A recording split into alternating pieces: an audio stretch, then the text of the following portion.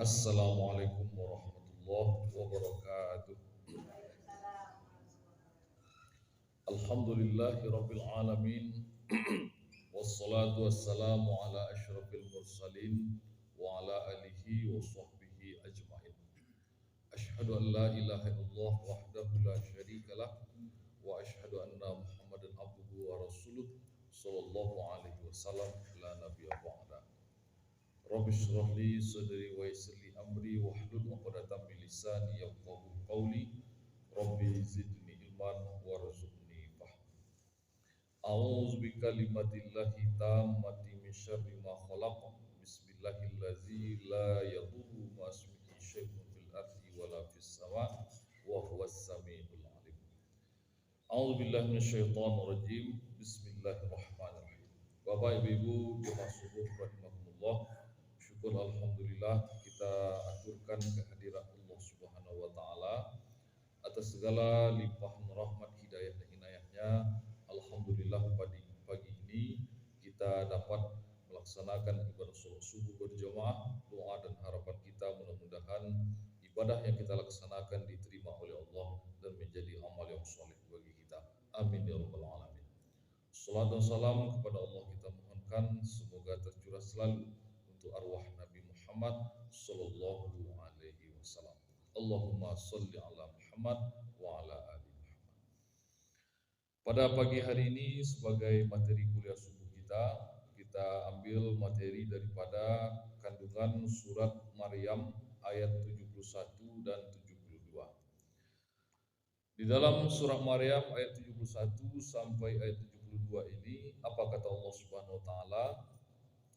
Wa im minkum illa wariduha, dan tidak adalah seorang daripada kamu seluruh manusia ini illa wariduha, kecuali mereka akan mendatangi neraka.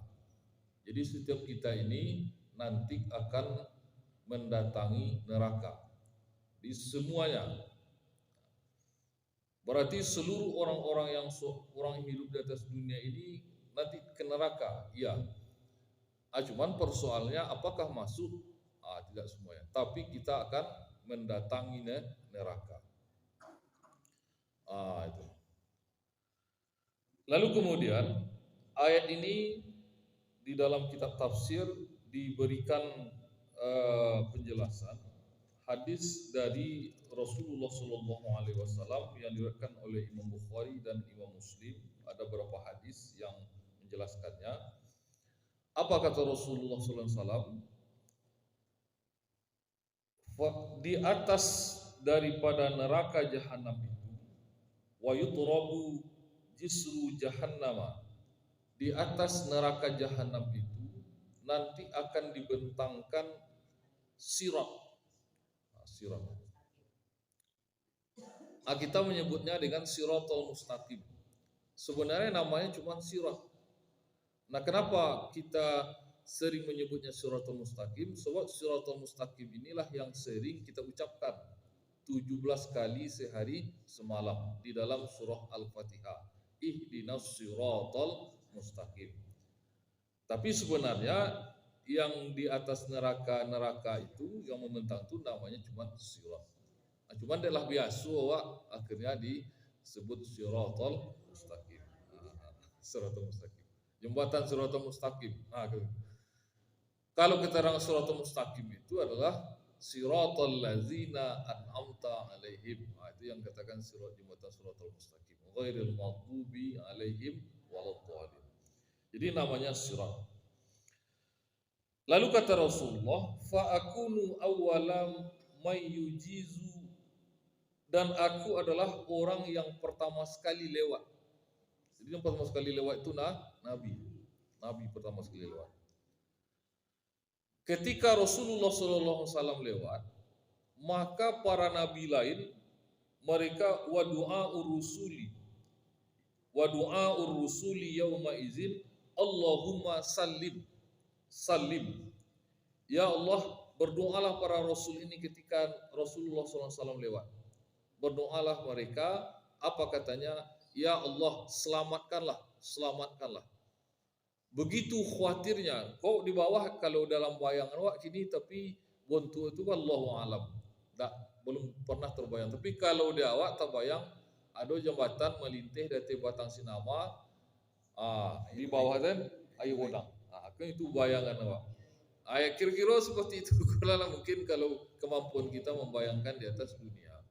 Jadi kalau neraka itu dia api yang bergejolak warnanya hitam, hitam legam. Karena neraka itu kan apinya dipanaskan dulu.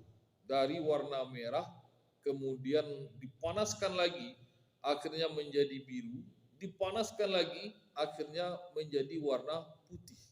Dipanaskan lagi, akhirnya warnanya menjadi hitam. Jadi makanya neraka itu dia kegelapan, karena apinya itu hitam. Dan dia bertingkat-tingkat, bertingkat-tingkat. Maka dalam surah Al-Haqqah dikatakan, apa minuman orang di dalam neraka itu minumannya darah dan nanah. Songkoatiwa dulu dibuatkan oleh Allah diciptakan khusus keran, lalu dibuatkan minuman darah dan nanah. Rupanya bukan itu. Yaitu neraka itu bertingkat-tingkat, orang ini diazab di dalam neraka tanpa terputus-putus dan tidak ada kesenangan di dalam neraka. Maka dari orang yang diazab ini, dagingnya yang rusak-rusak itu, dia dicambuk, dia dibakar, dia diikat, tentu mengalir darah dari tubuhnya. Lalu darah tadi, daging tadi membusuk, maka mengalirlah jadi rembesan-rembesan daripada darah dan nanah orang-orang yang hidup di dalam neraka. Itulah nanti yang akan menjadi minuman orang di dalam neraka. Makanya ketika mereka melihat ada penduduk surga di Al-A'raf, duduk-duduk dati Al-A'raf, dan diminta orang neraka agih kami ye gak sedikit. Sebab kami minum ini darah dan nanah dari orang yang diazab dalam neraka. Buah-buahannya buah-buahan yang berduri. Begitu. Jadi ketika Nabi ko lewat dati itu, maka semuanya berdoa. Para Rasul berdoa, tentunya lain itu ikut. Rasul aja berdoa. Allahumma salim, Allahumma salim. Ya Allah, selamatkanlah, selamatkanlah. Nah, Bapak dan Ibu yang dimuliakan Allah, setiap orang yang lewat itu akan ada pengait-pengait. Itu pengait cekol otomatis ikut nang kadi lompehin kakas orang, ikut dan kadi nang kadi jatuh ke bawah. Itu pengait tadi dia aktif, ada orang-orangnya. Nah, kata Rasulullah, ada orang yang melewati sirat itu nanti seperti kecepatan kilat. Plek, sampai sebelah. Ajak kilik dia perlu potong kali. Sampai sebelah. Poncang. Yang kedua, ada orang yang lewat sirat itu seperti kecepatan angin. Kecepatan angin. Yang ketiga, ada orang yang lewat di sirat itu seperti kecepatan orang berkuda. Bahkan tentu ada klasifikasinya ke bawah. Ada yang tersiuk-siuk, ada yang tersiuk-siuk. Maka itulah kondisi kita lewat di atas sirat. Nah, pertanyaannya adalah yang penting bagi kita, kira-kira bagaimana cara kita selamat di atas sirat? Ketika kita membaca hadis ini, kita usahakan mencari apa amalan yang bisa menyebabkan kita secepat kilat. Itu. Kalau ada amalan secepat kilat di sirat, kita amalkan itu. Kalau di awak, kalau secopek kilat itu, kok tinggi kami cita-cita awak. Kok ibadah awak alun seperti itu, amal awak seperti itu, mungkin kesalahan kita juga mungkin banyak. Bercita-cita mungkin terlalu tinggi. Itu mungkin level-level daripada Nabi dan Rasul. Cobaan-cobaan Nabi dan Rasul itu mungkin kalau tiba di awak, mungkinlah nyorah awak. Sebab cobaan Nabi dan Rasul ini luar biasa beratnya. Nah, maka setidak-tidaknya selamat sajalah kita di surah itu, alhamdulillah. Alhamdulillah. Lalu apa amalan yang dapat untuk menyebabkan kita selamat di sirat? Maka ada beberapa buah riwayat, setidaknya ada 3. Apa kata Rasulullah SAW? Basyirul masyaina fi zulami ilal masajid. Beri kabar gembiralah orang-orang yang mereka sampai berjalan kaki ke masjid walaupun itu dalam kegelapan. Artinya begitu lekat hati mereka ini dengan masjid. Begitu lekat hati mereka dengan masjid. Walaupun hari gelap.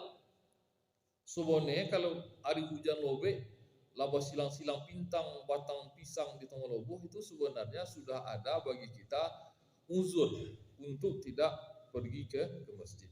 Tapi selagi mungkin, walaupun lampu mati, maka mereka datang ke masjid. Maka berlakulah pepatah orang awak, kok hujan batudung, kok kolam basuh. Berlaku undang-undangnya ketika itu. Tapi bukan berarti hadis ini dipahami dengan makna zahir. Kecen kapak garim tolong besok mati lampu supaya kolong-kolong saja. Baru itu supaya apa kata Rasulullah SAW? Beri kabar gembira itu dengan bin nuril naimi yaumal qiyamah. Dengan cahaya yang sempurna nanti di hari kiamat. Orang lain berjalan dalam terseok-seok, orang lain berjalan dalam keadaan bersusah payah, tapi awak diberikan keterangan, diberikan penerangan yang sangat jelas nanti ketika nanti kita di yaumul qiyamah. Jadi ini salah satu amal awak nanti akan selamat nanti di sirat. Maka kita yang datang ke masjid walaupun mungkin sempatnya sholat berjamaah, maka nilainya tiada tara di sisi Allah Subhanahu wa taala. Jadi yang pertama sesuai dengan kajian kita dahulu diawali dengan innamal a'malu binniyat. Apa tujuan kita ke masjid ini? Tiada lain tidak bukan adalah semata-mata beribadah lillahi ta'ala. Beribadah karena Allah Subhanahu wa taala. Jangan ada karena yang lain. Kalau ada yang lain, bare ke masjid. Yo baalalai kalau duma-duma aja itu tak ada pergaulan awak. Kita hilangkan hal yang seperti itu. Ya duma-duma aja suntuk awak kalau ke masjid kali nampak sobok je kawan, maka hilangkan itu semua. Karena nanti di hari kiamat yauma yafirul mar'u min akhi, ketika hari itu seorang manusia lari daripada saudaranya. Jadi akhirat itu enggak ya kawan nanti. Awak seorang-seorang aja. Wa ummihi wa abih, lari dari ibu dan bapaknya. Wa sahibatihi wa banih, lari daripada sahabat dan anak-anaknya. Likulli imri'in minhum yauma idzin sya'nun yughni. Pada hari itu manusia sibuk dengan urusan diri masing-masing. Apalagi kalau masuk neraka enggak ada kawan ketika itu. Tidak ada kawan. Jadi memang kalau misalkan ada di antara dalam proses kehidupan kita, ibu-ibu, bapak-bapak mempunyai anak, lalu disekolahkan anak, lalu kemudian mereka telah berhasil, lalu mereka rupanya nasib garis tangannya bukan di kampung, mungkin rasoki di rantau, poinyo ke rantau. Lah tinggal jo wak pulang pokok berdua oleh. Kadituri anak cako, awak ndak leh sonang hati tinggal itu. Wah itu tinggal di Jakarta, pekarangannya cuma rumah saja. Paling-paling inggo pagi aja. Luwe dari pagi berjalan-jalan awak ajak jalan pek Tunjati, itu orang lu curiga mana-mana orang kawak kok sagu kan. Di telepon orang dinas sosial diangku awak dibawa ke Panti Jompo. Begitu kalau ulah bayaran itu aja, kalau Pek Tunjati boleh aja ke bawa ke poi. Loti hak awak pulang main subuh sama jalan maraton sepenuh lobo. Besok aja nya teragak lo poi ke baru ke bukit. Karena jalan lah rancang. Bisa aja. Tapi kalau di kota-kota takobe awak. Tinggal aja dalam rumah. Awak tinggal makan aja, pembantu ada. Lolok, kamar pun dibersihkan oleh pembantu. Tapi tidak sonang. Yang nak sonang itu sudah balik main subuh, minum teh, mengalarau dalam porak.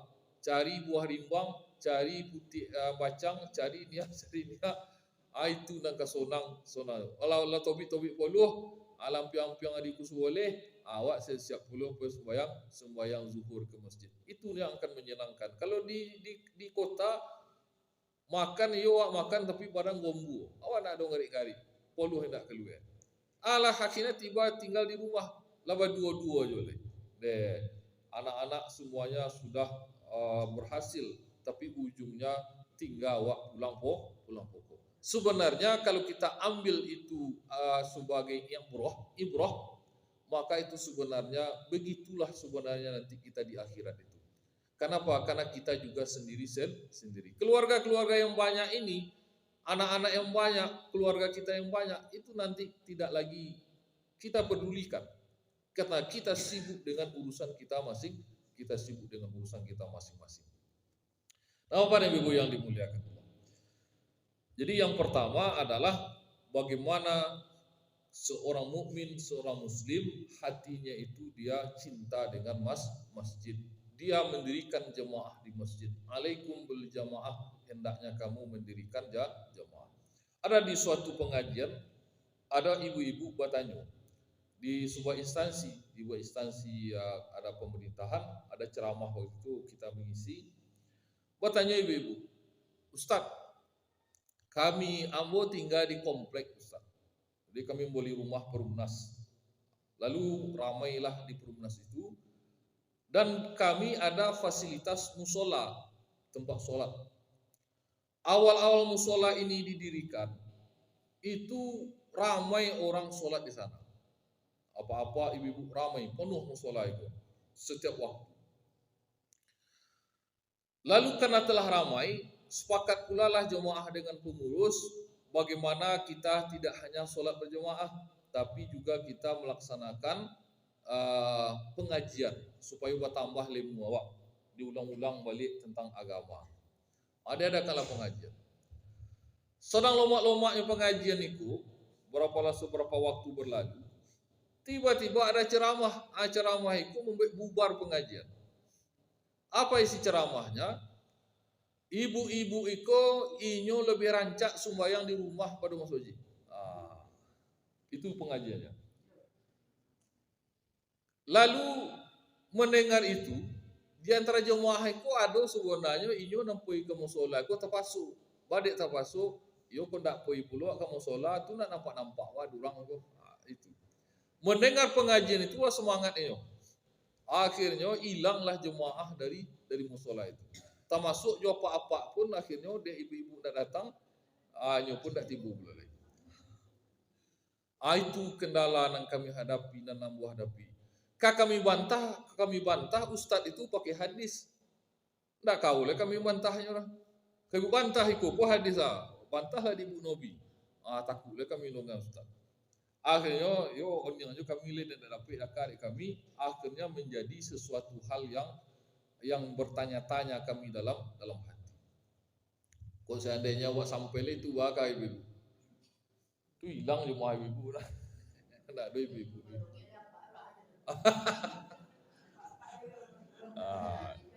Yo rami yo, maka dikatakan oleh Nabi an-nisa'u imadul bilad.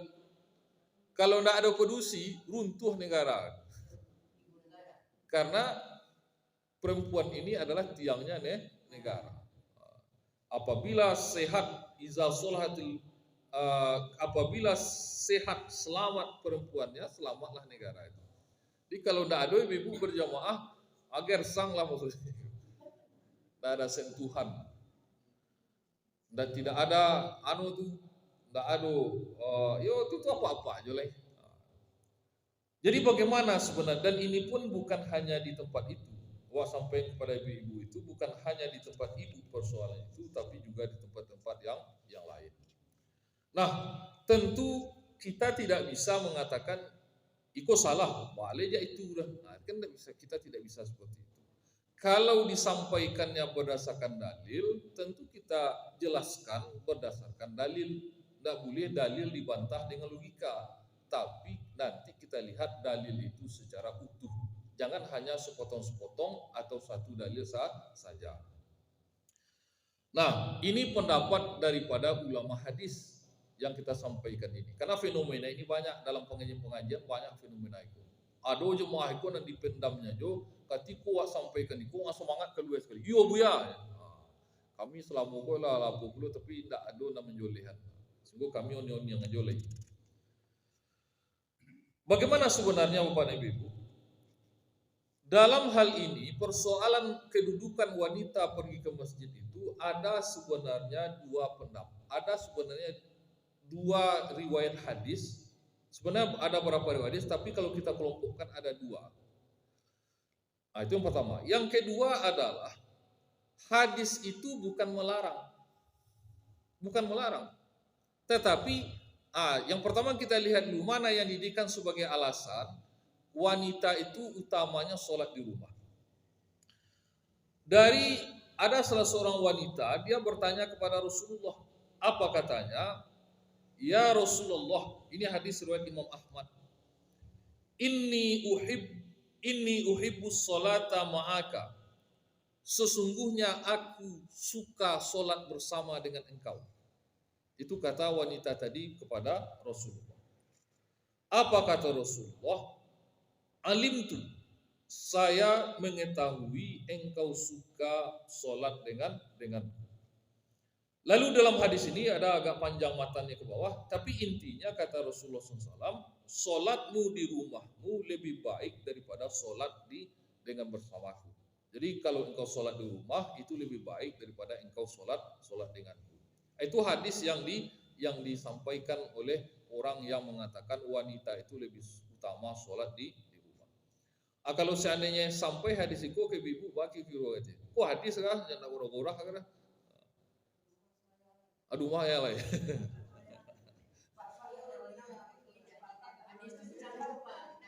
Baba hadis ini riwayat daripada Imam Ahmad.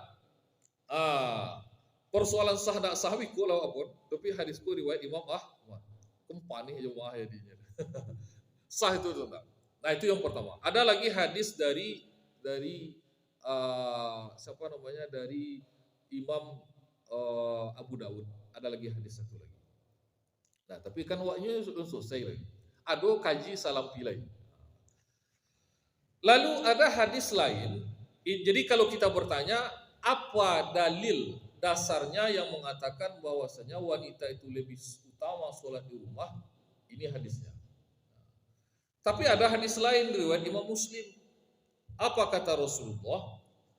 La tamna'u nisa'akumul masajida iza sta'zannakum ilaiha. Janganlah kamu melarang wanita-wanitamu untuk pergi sholat ke masjid bila mereka minta izin kepadamu. Artinya minta izin ke suami. Kalian minta izin ibu ke suami apa? Jadi, indah untuk pergi ke masjid. Minimal kalau ini sudah biasa, masjid kita, minimal seperti itu. Jangan hilang-hilang aja,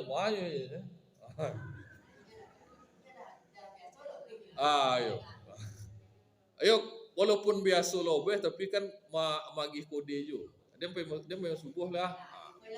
Apalah.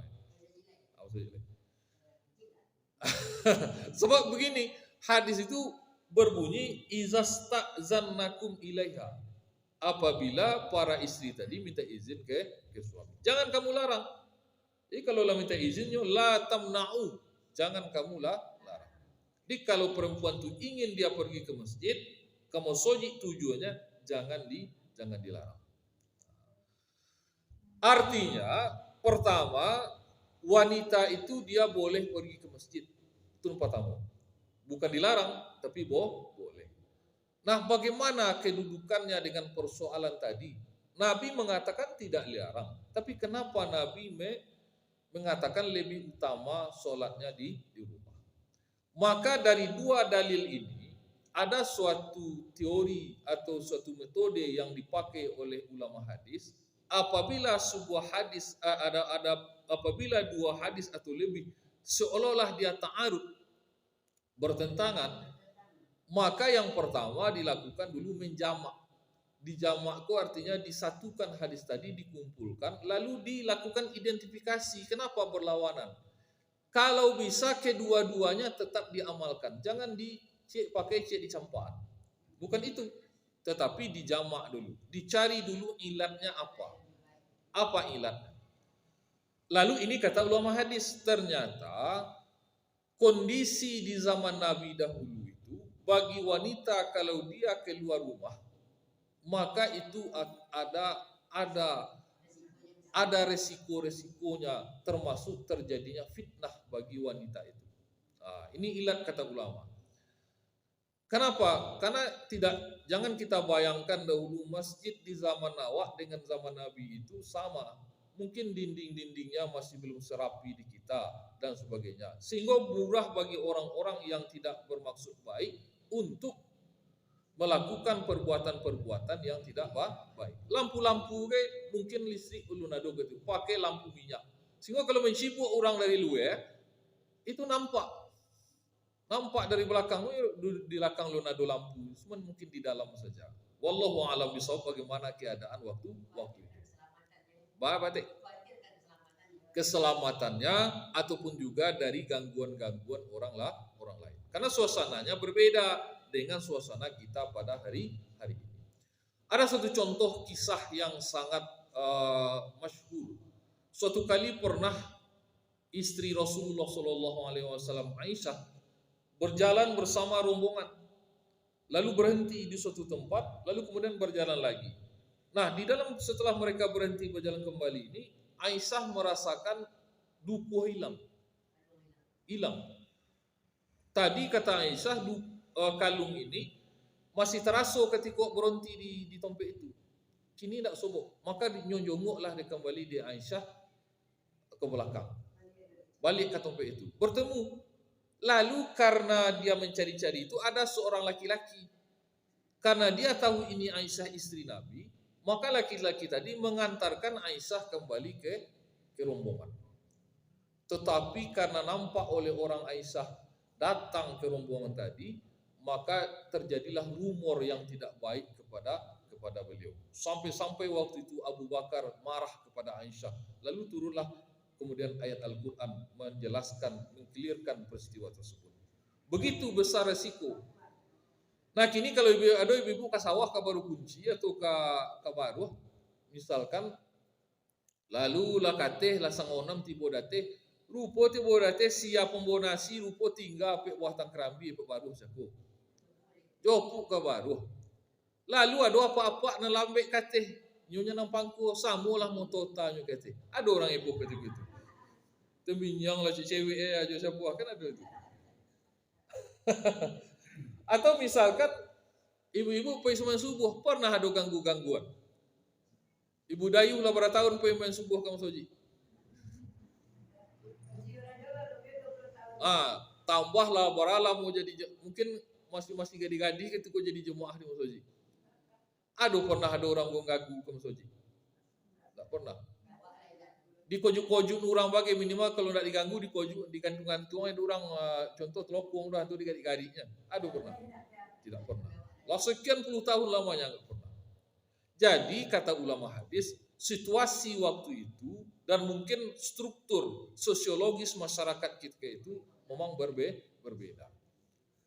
Nah, jadi memang waktu-waktu itu kalau kita lihat, kalau kita dengar dahulu-dahulu wanita-wanita di Arab memang dia di rumah saja. Tapi hari ini kalau kita lihat, kalau koi umroh, koi haji, ketika kita turun di Madinah, maka ketika kita memeriksa paspor, itu yang sudah memeriksa paspor itu sudah banyak juga perempuan.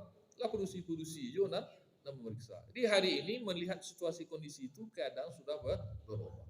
Jadi kata ulama hadis, inilah penyebabnya kenapa mengatakan lebih rancak lah di rumah. Sebab keamanan, kira-kira kalimatnya seperti ini. Keamanan wanita ini kalau nyampe ke musoji itu gangguannya rawan, sehingga nanti mengganggu daripada perasaan wanita itu. Nah, inilah yang menjadi masalah kedudukan daripada orang yang selalu mengatakan wanita lebih utama sholat di rumah. Itulah sebabnya kata ulama hadis. Sementara kalau di awal itu tidak akan ada, insya Allah tidak akan ada gangguan-gangguan seperti itu. Bahkan di apa-apa ibu-ibu pun tidak nampak dari depan. Ada pakai sutroh. Tapi apa nih ibu? Ada kemudian apa-apa di pengajian itu protes. Ustaz, itu nama Ustaz lebih sontiang daripada Nabi nama. Itu kecil apa itu? Nabi mengecen jaiko Ustaz pandai lu maka kaikan santiang le Ustaz pada Nabi nama lah. Bukan ambo nak mengecen Pak, tapi ulama hadis. Tersorah lah ulama hadis siapapun lah nanjoleh Ustaz menyampaikan itu lebih hebat lagi pada nobi-nobi ngecen jadi ko Ustaz ngecen jadi. Kan itu. Tuh sampai balik hadis ini bukan melarang Pak, bukan melarang. Kadang-kadang kedudukannya hari ini hadis ini seolah-olah Nabi melarang. Nabi tidak melarang. Cuman kata Nabi, Nabi mengatakan lebih utama. Tapi seolah-olah hari ini itu seolah perempuan itu dilarang ke masjid. Kok salah godang itu. Nah, bukan dilarang tetapi lebih utama. Lebih utamanya itu kenapa? Ada ilatnya disampaikan oleh para ulama, yaitu kalau ada gangguan. Alhamdulillah kalau tempat awak tidak ada gangguan. Kalau datang wanita ke masjid, tetap berlaku fadilah solat berjemaah itu lebih utama daripada solat sendiri. Yaitu janganlah Ustaz menjulian lah menyelisihi hadis Nabi. Kan ikut bahasa gitu. Untung ketika itu lain dah hilang akal gitu. Batanyalah kapak saya ko. Apa istri apa kerojo di rumah Pak? Istri aku kerojo Ustaz. Di mana Pak kerojo? Di kantor pati Ustaz. Mulai besok apa suruh berhenti bini apa kerojo. Suruh berhenti, tinggal di rumah lain. Kalau seandainya ada keperluan istri apa nak menonjol. Pada itu lebih utama bapak melarang istri bapak keluar daripada melarang dia pergi ke masjid. Apapun kebutuhan istri bapak penuh semuanya. Jadi kalau seandainya perlu nyojo ikan padang ke pokan komi, apa boleh. Perlu nyojo lado boleh dapat. Pokoknya istri bapak di rumah. Berhenti istri bapak kerja di kantor. Kenapa? Karena di kantor itu, di ruangan itu dia bersama dengan laki-laki yang lain. Kalau misalkan dia tugas ke daerah, dia akan satu mobil dengan laki-laki yang lain. Mungkin bisa bermalam-malam. Pergi dia mungkin diklat ke Padang, ke Jakarta. Diklat itu sama dengan laki-laki yang lain. Ke masjid saja bapak larang, apalagi ke tempat yang lain. Ayo nak bisa lah Ustaznya bini ambo mencari. Ala dua salah pak itu. Yang pertama, apa seharusnya yang mencari nafkah, bukan istri. Itu salah pak cik di situ dah. Dan kedua, apa melarang, padahal Nabi tidak melarang. So kalau seandainya dia pergi ke masjid kita larang, takut kita dengan segala macam fitnahan, poi kapokan lebih bayo pula lai. Nyo boli ikan padang, bosobok nyo jo toke ikan padang. Nyo boli maco, bosobok nyo toke maco. Bosobok nyo toke joriang. Itu matota nyo. Asal itu pulang pakai ojek pula, pekoncang pula nyo jo tukang ojek. Sedangkan ke masjid, mas ojek iko laki-laki perempuan safnya dibatasi dengan sutroh. Pintunya pun juga berbeda. Maka lebih utama kita melarang wanita itu keluar daripada persoalan pergi ke masjid. Tapi ini tidak perlu. Ini yang banyak sampai kini disiko di potongan togang, peten di Pulau Pehe. Padahal eten lebih utama daripada naniko. Tapi ada juga sebagian orang yang istiqomah. Kalau istiqomah pun pendapatnya tidak ada masalah. Memang dia bini itu di rumah aja. Istiqomah aja. Kok perlu daging yang boleh keluar, kok kulit boleh keluar. Istrinya masak di rumah. Ada kalau keluar bini. Ada juga orang yang khususnya seperti itu. Kalau laja itu beragama, hormat dulu awak. Tapi orang nan napua itu peiko di patungan togang apa niat di pelope-pelope itu nan susang orang dalam beragama. Kalau kita memang mengatakan ini begini, ya istiqomah kita aja itu. Jangan lain pendapat awak, peiko peniak petukia belum. Itu yang persoalan itu sebenarnya yang terjadi. Jadi persoalan wanita sholat ke masjid itu yang pertama tidak dilarang Nabi, boleh. Cuman Nabi mengatakan lebih utama. Lebih utama itu kenapa? Karena persoalan tadi yang dikatakan oleh ulama hadis. Itu karena situasinya wanita itu rawan mendapatkan gangguan-gangguan. Sementara kalau di tempat awak, insya Allah tidak ada masalah. Lu nado, waktunya lah supaya jemaah-jemaah subuh. Ada ibu-ibu konan mendapat gangguan. Tidak ada yang dapat gangguan. Orang menghormati siapa itu? Orang lah iman subuh. Orang etik itulah lalu, orang lah subuh kau hari kan begitu. Ada orang sakit di rumah lah, teragak. Nyo tak pernah main subuh ke masoji. Tapi ketika sakit itu teragaknya main subuh. Sanu itu main subuh. Alah sehatnya tak main subuh orang. Tapi ketika sakit, teragaknya main subuh. Tagak pun ada main subuh ke masoji. Tuan Muzi. Jadi fadilahnya tetap sama dengan sholatul jamaah afdalu min sholatin fazin. Sholat berjamaah itu lebih utama daripada sholat sendiri bisab'i wa ishrina darajah, yaitu 27 derajat. Itulah kira-kira Bapak dan Ibu persoalan khilafiyah yang terjadi dalam persoalan wanita itu sholat ke masjid. Kalian tidak salah ibu mendongeng alasan. Dan biko hilang le jemaah ibu-ibu. Bari ndak ada ibu-ibu kamu soji lainnya untuk berjaya ko. Ada pengajian subuh saja ko ndak boleh adanya. Wanita tidak dilarang ke masjid. Nabi mengatakan kalau wanita itu ingin la tamna'u, jangan kamu larang wanita-wanitamu kalau mereka ingin pergi ke masjid, jangan dilarang. Lalu kenapa mengatakan lebih utama? Nah, ini kata ulama hadis ada sebabnya, ada ilatnya, yaitu kemungkinan gangguan-gangguan bagi wanita. Sementara kita insya Allah alhamdulillah yang telah berlalu, yang akan datang itu tidak ada gangguannya. Wallahu a'lam bishawab. Demikianlah Bapak Ibu yang dapat kita sampaikan. Tanya maaf kalau ada kesalahan kekurangan. Kita tutup dengan subhanaka Allahumma rabbana wa bihamdika asyhadu an la ilaha illa anta astaghfiruka wa atubu ilaik. Wabillahi taufiq wal hidayah. Wassalamualaikum warahmatullahi wabarakatuh.